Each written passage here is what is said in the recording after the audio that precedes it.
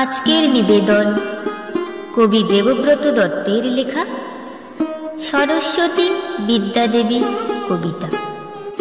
সরস্বতী বিদ্যাদেবী আমরা দুভাই বোনে, সারা বছর পড়ছি কত, আছে কি ছাই মনে।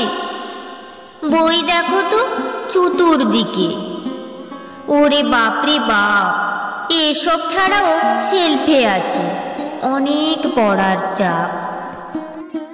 পাহাড় প্রমাণ আমরা পড়ি, নদী প্রমাণ লিখি। তুমি বলো এই মাথাতে আর ঢোকাবো কি কি? বিদ্যাদেবী তুমি নিজে বলবে বাবা মাকে, একটু যেন খেলতে দেন লেখাপড়ার ফাঁকে। বাবা মাও তো ছোট ছিলেন, ছিল না শখ কোনো, তবে কেন খেলতে যাও বলেন না কখনো।